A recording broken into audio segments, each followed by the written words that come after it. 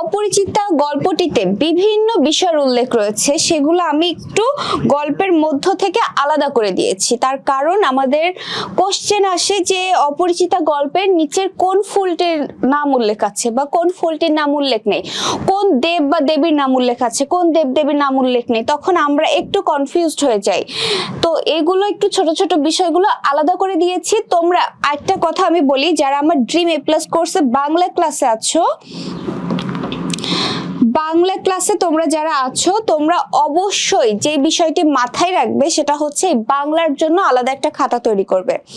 তোমরা পরবর্তীতে যারা রেকর্ড ক্লাস করবে তারাও কিন্তু অবশ্যই করবে, সেটা হচ্ছে বাংলার জন্য আলাদা একটা খাতা রাখবে, বাংলা ফার্স্ট পেপার এবং সেকেন্ড পেপারের জন্য। তোমরা চাইলে একটা খাতাতে বাংলা ফার্স্ট পেপার প্রথম অর্ধেকে রেখে দিতে পারো খাতা, এবং সেকেন্ড পেপার পরের অর্ধেক, বা যদি আলাদা আলাদা করতে চাও সেটা ভালো তোমাদের উপরে। কিন্তু বাংলার জন্য মাস্ট আলাদা একটা খাতা চাই এবং নোট করবে।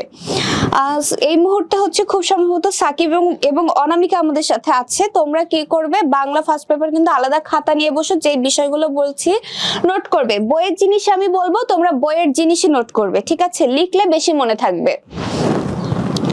তোমরা কি ক্লিয়ার? একটু কমেন্ট করে জানিয়ে দিও। আচ্ছা, ঠিক আছে।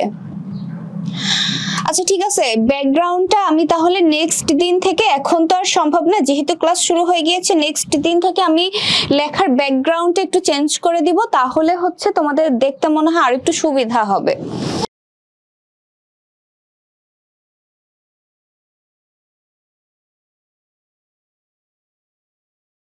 দেখো, অপরিচিতা গল্পে কিছু ফুলের নাম উল্লেখ আছে। সেই ফুলগুলো কি কি? শিমুল ফুলের নাম উল্লেখ আছে, বকুল ফুল, রজনীগন্ধা, পদ্ম।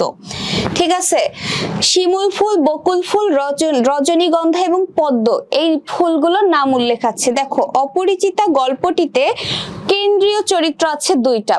অনেকগুলো চরিত্র রয়েছে, তার মধ্যে কেন্দ্রীয় চরিত্র রয়েছে দুইটা, সেটা হচ্ছে যে অনুপম এবং কল্যাণী। ঠিক আছে, অনুপম কি ছিল জানো? দেখতে খুব সুন্দর একটা যুবক ছিল। অনুপম দেখতে খুব সুন্দর, কিন্তু তার মানে শিরদাঁড়া ছিল না বলতে তার কোনো ব্যক্তিত্ব ছিল না। ঠিক আছে, নিজে নিজে যে একটা অন্যায়ের বিরুদ্ধে প্রতিবাদ করবে বা নিজে একটা ডিসিশন নেব, সেই সক্ষমতা তার ছিল না, কিন্তু সে দেখতে খুব সুন্দর ছিল।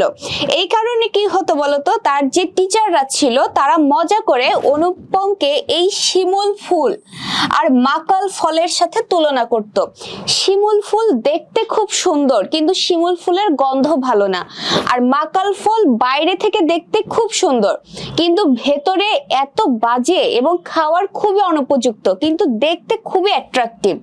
ঠিক যেমন অনুপম বাইরে থেকে দেখতে খুব সুন্দর, কিন্তু ভেতরে তার কোনো কি নাই, পার্সোনালিটি বোধ নাই। ঠিক আছে, এ কারণে কি বলতো যে অনুপমকে তাহলে শিমুল ফুল এবং মাকাল ফলের সাথে তুলনা করতো। এই গল্পে বিভিন্ন দেব এবং দেবীর নাম উল্লেখ আছে, যেমন অন্নপূর্ণা, প্রজাপতি। প্রজাপতি হচ্ছে বিয়ের দেবতা। ঠিক আছে, পঞ্চস্বর, সরস্বতী, গজানন, লক্ষ্মী। বিভিন্ন মাদক দ্রব্যের নাম উল্লেখ আছে, সেটা হচ্ছে তামাক, গুড়গুড়ি, হুকা। মনে রাখবা কিন্তু। জীবজন্তু আছে হচ্ছে হস্তি। হস্তি মানে হচ্ছে হাতি। সাপ, রাজহংস মানে রাজহাঁস, লক্ষ্মীর বাহন যেটা।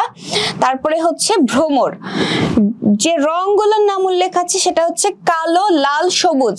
অবশ্যই মনে রাখবা। তোমরা নোট করছো তো? A+ পেতে হবে। হ্যাঁ, একদম ঠিক। আর তোমাদের আমি নোট দিয়ে দিব, ঠিক আছে? নোট দিয়ে দিব, তারপরেও আমি বলছি তোমরা খাতায় নোট করবে, তাহলে কোনোভাবেই ভোলার চান্স নেই। একটু কষ্ট করতে হবে। আমি তোমাদেরকে গাইডলাইন দিব, তোমরা আমার কথা শুনে একটু কষ্ট করো, ইনশাল্লাহ এই কয়দিনের ফলাফল ইনশাল্লাহ আল্লাহ ভালো কিছু দিবে। নদীর নাম আছে ফল্গু। ফল্গু নদীটার একটা বিশেষত্ব আছে, সেটা কি জানো? ফল্গুকে বলা হয় একটা অন্তঃসলীলা নদী। এখন আপু, অন্তঃসলীলা নদী কি? অন্তঃসলীলা নদী হচ্ছে যেই নদীর উপর থেকে বোঝা যায় না যে নিচে পানি থাকতে পারে, মানে উপরে সম্পূর্ণটা একটা বালির আস্তরণ। ঠিক আছে, সম্পূর্ণ বালির আস্তরণ। সেই বালিকে সরালে, বালিকে খুঁড়লে তারপরে দেখা যায় যে নিচে পানির স্রোত যাচ্ছে। ঠিক আছে, এই যে অনুপমের যে মামা ছিল, অনুপমের মামাকে এই ফল্গু নদীর সাথে তুলনা করা হয়েছে। তার কারণ অনুপমের বাবা যখন মারা গেলেন, তারপরে অনুপমের মামাই সেই সংসারের প্রধান হয়ে উঠলো। অনুপমের মামাকে না সরিয়ে সংসারের কোনো কিছুই পাওয়া যায় না। ঠিক আছে, এই যেমন ফল্গু নদীর উপরের বালিকে না সরালে পানি পাওয়া যায় না, ঠিক তেমনি মামাকে না সরালে অনুপমের সংসারের কোনো কিছুই পাওয়া যায় না। মানে অনুপমের সংসারের কোনো একটা কিছু করতে গেলে সেটা অবশ্যই আগে মামাকে ফেস করতে হবে। ঠিক যেমন পানি পেতে হলে আগে বালিকে ফেস করতে হবে। এই কারণে অনুপমের মামাকে এই ফল্গু নদীর সাথে তুলনা করা হয়েছে।